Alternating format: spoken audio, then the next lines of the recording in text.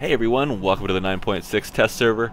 This time around we only have a few new tanks, a few new HD tanks, I should be corrected in saying. As for other features, this is not a whole lot of new stuff. They made a few small changes to a few maps, but nothing too significant.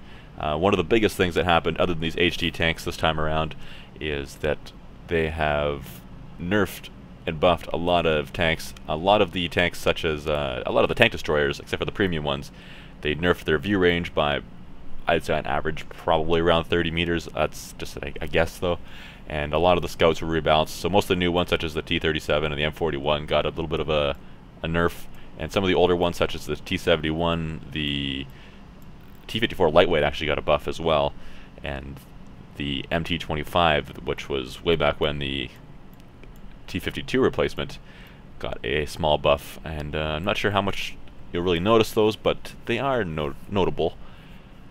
They also added the effect of artillery preparation during the countdown before a battle on a few maps, so Malinovka, Abbey, Kharkov, Fiery Salient, and Stalingrad. So that should be a nice fireworks show if you look into the middle of the map at the beginning of those battles. I haven't seen it myself yet, other than in Wargaming's actual videos where they showed it off. But it's something they messed with last test server as well and didn't end up implementing, so maybe they'll get it down pat this time. But anyway, on to the HD tanks, because that's enough rambling on. First off, T-95. So I'll list the tanks here. So there's the T-95, the Loewe, the Ferdinand, the E-100, the Tiger P, the Object 704, and the AMX-50B that are now in HD. So starting here with the T-95, obviously, they made a few changes to some of the tanks as far as their armor characteristics, and we'll get to those as we get to the tanks. The big one for the T-95 is that lower plate is now a little bit smaller, and that is a weak spot if you have a relatively large caliber gun or if you're sitting lower than the T-95. Otherwise, I'm not entirely sure about its armor values on the hatches and such. I don't think they're any harder to hit, or I mean tougher to penetrate. I mean, they were relatively bouncy before, but still a notable weak spot. Although that does look like a taller hatch to me now, but I might be completely mistaken there. Looking at the HD model here, it is quite nice. And if you see my videos before, you know I like the little old shell marks in the front of the armor. It just adds a nice little touch. One of the things I like about this one too is the scrapes along the gun barrel. It's a nice touch. The tank doesn't look like it's been abused as much as some of the other tanks, but I don't think it's been doing much ramming compared to some of the faster ones you'll see. By that I mean like the bent up front of the fenders. This one doesn't seem to have that. And I briefly looked at, I had it with the camo, I took that off for the video, but I kind of like the snowy camo and how it shows all the scrapes and everything through, how it looks worn. So that's a nice touch there. But moving on to the next, we'll go right to the Loewe. I had to purchase that here on the test server, which of course, because it's the test server, Germany, doesn't actually cost me anything, since when you log on to the test server you get gold and stuff. And if you want to get on there yourself, I'll leave a link in the description. You can get on, as long as you've been playing World of Tanks for like a month or something, then you can get on just by downloading a separate client. Don't know a whole lot about Loewe before. I think they changed the shape of this gun mantlet a little bit though. So those of you who have it or have fought one a lot or pay attention to its details, then you will probably notice something there. Otherwise, I don't think there's a whole lot of difference. I'm not sure if this front plate's the same. It looks similar. I've never looked at the thing too close though. But yeah, there's your HD Loewe. Again, I absolutely love how the tracks look on these reworked tanks. They're not quite as shiny as they used to be. They kind of tone those down a little bit, I think. But they are beautiful nonetheless. Moving on to the Ferdinand. So, tank destroyer. Alright, so for those of you who, I imagine, are still the same on the HD version as opposed to the standard version that you had before. But these corners here are a big weak spot on the thing. If you can shoot it from the front in the corners, or if it's angled at all, hitting it there is a good weak spot. Just so you know. So 40 drivers can now hate me because I've given away their secrets. I, again, didn't know much about this tank. I haven't done many of the German tanks. I've done mostly just the Americans, and the T-95 is the only one that I actually own that is in HD, being added at 9.6. But again, a nice tank.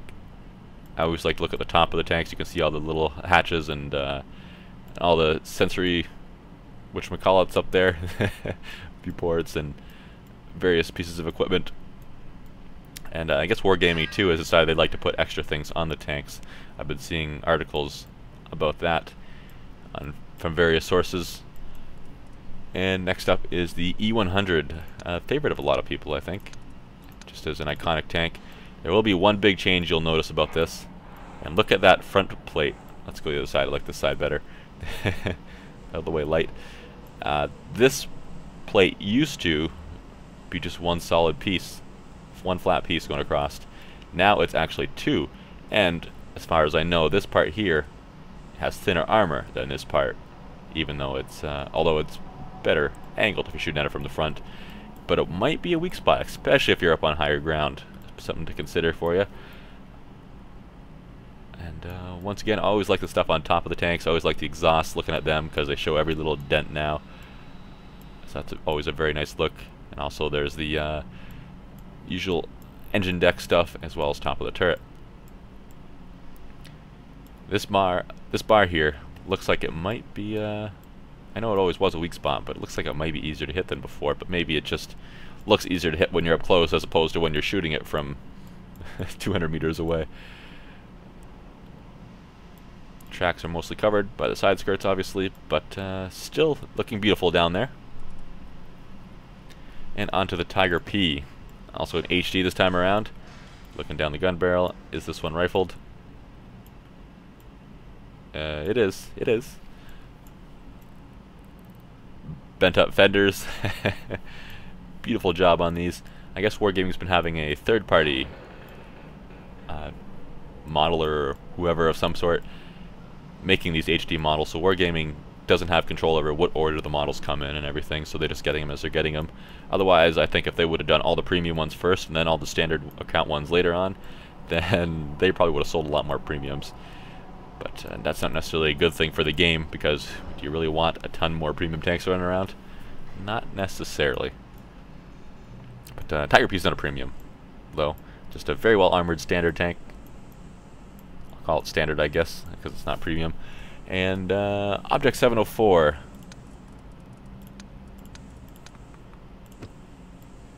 Alright. I didn't realize how much these cheeks stuck out until now, but wow. Very nice looking tank as well. Nice rifling in that barrel.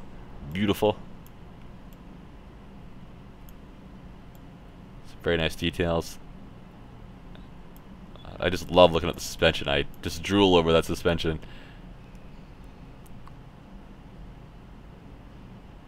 Very nice. Very nice. I like the look of that cable there too. What I assume is tow wire. And last but not least is the AMX 50B. So we'll hop over to that, and France. And it is beautiful as well. Also has that rifling inside that barrel. And just in case you're wondering, I did go ahead and put all the Top Guns in all these tanks, although the Tier 10 here has only one choice. But the E100, for example, is one of those rare occasions where a Tier 10 has more than one gun choice. However, I think the armor on the front of the 50B here was changed slightly. I can't recall exactly how, but it's the nose of this thing was reworked a little bit. I always found out the hard way that shooting at the nose of this thing often results in bounces, so you probably should know what you're doing if you're shooting at that part. The very pointy looking beak. Otherwise, the rest of it, not very well armored. Does have some nice angles on it though, so you have to be careful if you hit the side of the gun, it's bouncing. Anyway, that's off topic slightly. I like the nice little torn spot there. Wargaming trying to do some nice job on materials. That looks very nice.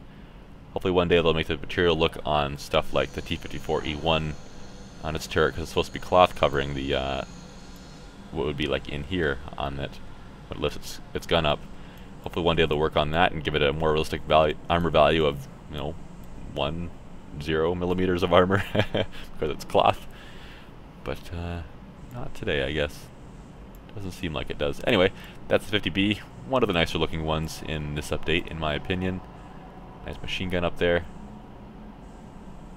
Not a whole lot of detail on the engine deck, but there's not a whole lot of detail that could be had, I don't think.